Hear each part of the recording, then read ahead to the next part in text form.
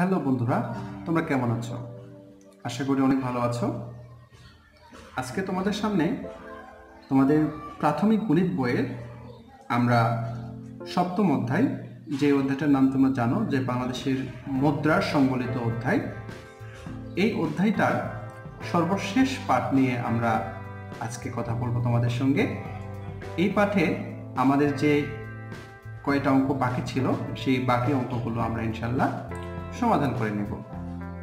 Viewers, তোমরা এর আগে যারা সবগুলো টিউটোরিয়াল দেখে নিয়েছো তাদেরকে অনেক অনেক ধন্যবাদ জানাচ্ছি। আর যারা এখনো টিউটোরিয়ালগুলো দেখোনি তারা কষ্ট করে দেখে নেবে, তাহলে তোমাদের আজকের টিউটোরিয়ালটা বোঝার অনেক সহজ হয়ে যাবে। যদি তোমরা আগের টিউটোরিয়ালগুলোকে স্কিপ করে আজকেরটাকে নতুন দেখে থাকো, তাহলে হয়তো অনেক কথা আমার তোমরা বুঝতে পারবে না। কারণ আমি বিগত টিউটোরিয়ালগুলোতে যে বিষয়গুলো বিস্তারিত আলোচনা করেছিলাম, আজকে হয়তো সেগুলো সম্পর্কে বেশি আলোচনা না করে আমরা সরাসরি অঙ্কের সমাধান করব। সো তোমাদের জন্য সাজেস্ট হচ্ছে তোমরা অবশ্যই বিগত টিউটোরিয়ালগুলো দেখার পরে তোমরা আজকের টিউটোরিয়ালটা দেখবে। ইনফ্যাক্ট সবগুলো অধ্যায়ের ক্ষেত্রে এই কাজটা তোমরা করবে। প্রত্যেকটা অধ্যায়ের প্রথম পার্ট না দেখে তোমরা দ্বিতীয় পার্ট বা তৃতীয় পার্ট দেখবা না। তোমরা সিরিয়ালভাবে একটা একটা করে পার্ট প্রত্যেকটা অধ্যায়ের দেখার জন্য চেষ্টা করবে। এতে করে তোমরা অবশ্যই বেনিফিট অর্জন করতে পারবে। তো চলো, আজকে কথা না বাড়িয়ে আমরা আমাদের সপ্তম অধ্যায়ের যে কয়টা অঙ্ক বাকি ছিল 6 থেকে 9 পর্যন্ত, সেই 4টা অঙ্কের সমাধান করব। ভিউয়ার্স, প্রথমেই তোমরা দেখতে পাচ্ছ 6 নম্বর অঙ্কটা। 6 নম্বর অঙ্কটা আমরা এখন দেখো করার চেষ্টা করব। এখানে বলা আছে, বেলাল 80 টাকা 75 পয়সার চাউল এবং 35 টাকা 50 পয়সার সবজি কিনে সে মোট কত খরচ করে। ভেরি সিম্পল, জাস্ট দুইটাকে যোগ করলেই আমরা অ্যান্সারটা পেয়ে যাব। তো দেখো কিভাবে তোমাদের করতে হবে। অঙ্কটাকে তোমরা ঠিক এভাবে সাজিয়ে নিতে পারো। বেলাল চাউল কিনলেন 80 টাকা 75 পয়সা, ঠিক তার নিচে লিখবে সবজি কিনলেন বা কিনলো 35 টাকা 50 পয়সা। এখন জাস্ট আমরা যোগ করব। দেখো এখানে 5, এখানে 7 5 12, 125 পয়সা। তাহলে 125 পয়সা থেকে আমরা 100 পয়সাকে বাদ দিলে এখানে থাকবে অনলি 25 পয়সা।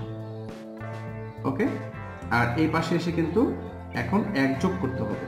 আচ্ছা, মনে করো এখানে 80 ছিল, এখানে আমরা এখন মনে মনে 81 ধরে নিব। তাহলে 5 আর 1 এ 6, 8 আর 3 11। ওকে, তাহলে ফাইনালি আমরা অ্যান্সারটা পেয়ে গেলাম 116 টাকা 25 পয়সা। ভেরি সিম্পল, এখানে না বোঝার তেমন কিছু নেই। আমি আশা করি তোমরা সবাই বুঝতে পেরেছ। এরপরে আমরা 7 নম্বর অঙ্কটার সমাধান করব। তোমরা দেখতে পাচ্ছ 7 নম্বর অঙ্কে বলা আছে, মিতুর 115 টাকা 50 পয়সা ছিল, তার বাবা তাকে 75 টাকা 25 পয়সা দিলেন, তাহলে তার কত টাকা হলো? এতক্ষণে নিশ্চয়ই গেস করতে পেরেছ যে মিতুর টাকা যেটা ছিল তার সঙ্গে তার বাবা তাকে যে টাকাটা দিয়েছে এটাকে যোগ করতে হবে। তাহলে মিতুর টোটাল টাকা কত সেটা আমরা পেয়ে যাব। তো দেখো অঙ্কটাকে কিভাবে সাজিয়ে নিতে হবে। তোমরা ঠিক এইভাবে অঙ্কটাকে সাজিয়ে নেবে। প্রথমে লিখবে মিতুর ছিল 115 টাকা 50 পয়সা, বাবা তাকে দিলেন 75 টাকা 25 পয়সা। এখন জাস্ট যোগ করব। দেখো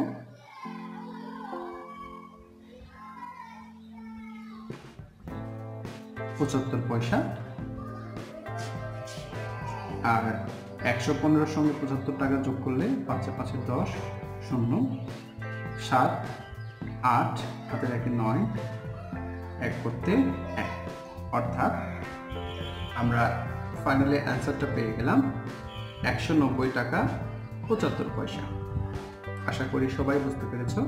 আর তোমাদের কাছে আরও একটা সাজেস্ট হচ্ছে, যদি প্রথম কথায় তোমরা যে কোনো অঙ্ক বুঝতে না পারো তাহলে তোমরা একটু কষ্ট করে ভিডিওটাকে টেনে আরও একবার বা দুইবার দেখার ট্রাই করবে, তাহলে দেখবে দ্বিতীয়বার বা তৃতীয়বারে গিয়ে অবশ্যই তোমরা অঙ্কটাকে বুঝতে পারবে।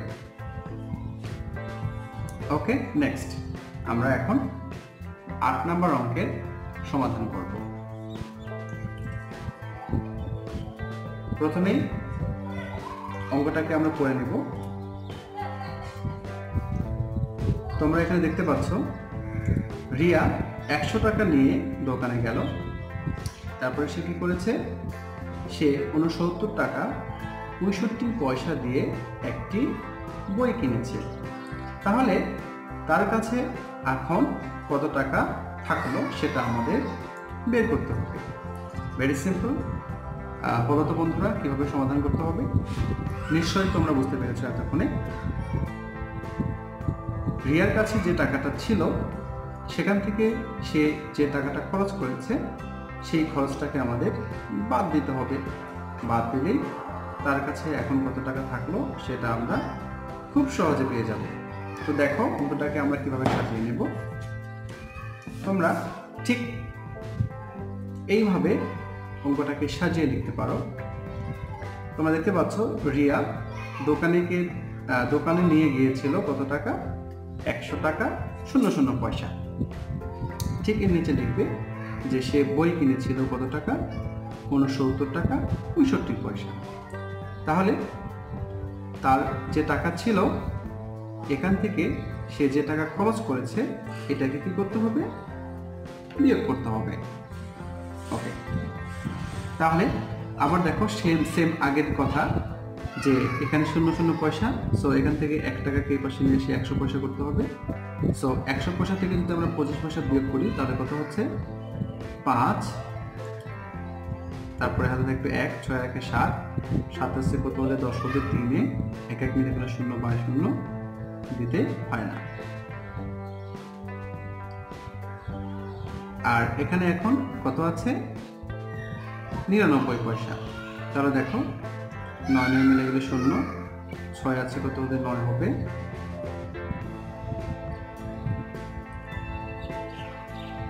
6 আছে কত হলে 9 হবে 3, অর্থাৎ তার কাছে আর বাকি থাকবে 30 টাকা 35 পয়সা। ঠিক এইরকম করে তোমরা অঙ্কটার সমাধান করতে পারো। বন্ধুরা, আজকে আমরা সপ্তম অধ্যায়ের সর্বশেষ অঙ্ক এখন করব। এটা করলেই তোমাদের সপ্তম অধ্যায়টা শেষ হয়ে যাবে। তো চলো প্রথমে অঙ্কটাকে করে নেই। দেখো, রতন 35 টাকা 75 পয়সা দিয়ে একটি চানাচুরের প্যাকেট কিনেছিলেন। তারপরে সে দোকানদারকে 50 টাকার একটা নোট দিয়েছিল।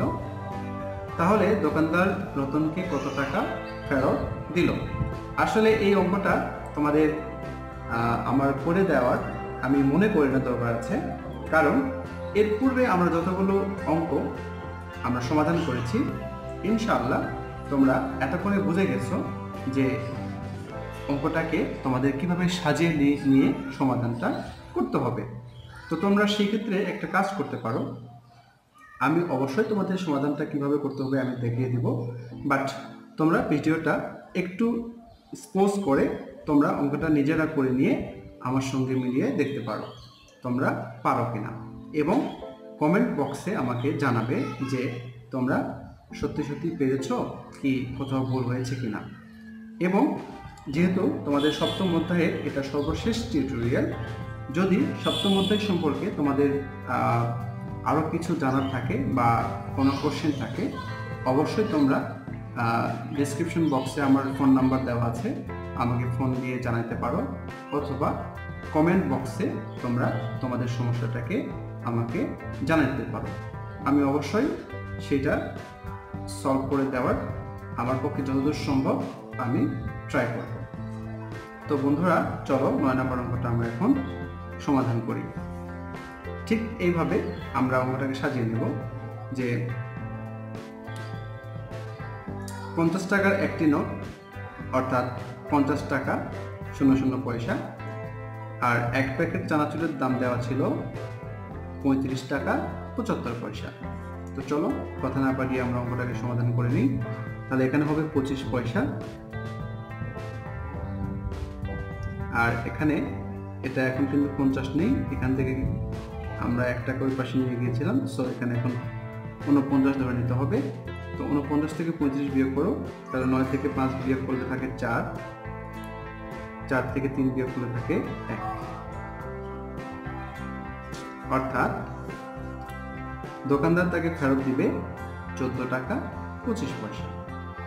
তো এর সাথে সাথে মাই ডিয়ার স্টুডেন্ট, তোমাদের সপ্তম অধ্যায়ের টিউটোরিয়ালটা শেষ হয়ে গেল। তোমাদের পরবর্তী টিউটোরিয়ালে তোমাদের অষ্টম অধ্যায় নিয়ে ইনশাআল্লাহ কথা বলবো। সেই টিউটোরিয়ালটা দেখার আমন্ত্রণ জানাই তোমাদের, এবং তোমরা কিন্তু তোমাদের বন্ধুদের সঙ্গে অবশ্যই আমার এই ছোট্ট চ্যানেলটি শেয়ার করবে, এবং তোমরা নিজেরা সাবস্ক্রাইব করবে, এবং তোমরা যে ক্লাসে পড়ো সেই ক্লাসের যে প্লে লিস্টটা আছে সেই প্লে লিস্টটা তোমরা সেভ করে রাখবে। এতে করে তোমরা A to Z যত অঙ্ক আমি আপলোড করব সবগুলো অঙ্ককে খুব সহজে তোমরা পেয়ে যাবে। এবং তোমাদের জন্য আরও একটা সাজেস্ট হচ্ছে, তোমরা কিন্তু অবশ্যই পার্ট বাই পার্ট প্রত্যেকটা অধ্যায়ের টিউটোরিয়ালগুলো দেখে নেওয়ার চেষ্টা করবে। কোনোটাকে স্কিপ করে তোমরা আসলে 100% বুঝতে পারবে না।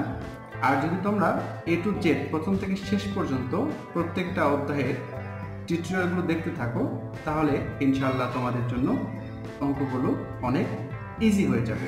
আর তোমরা জানো যে ABC স্কুল এটা তোমাদের NCTB গণিত বইয়ের সকল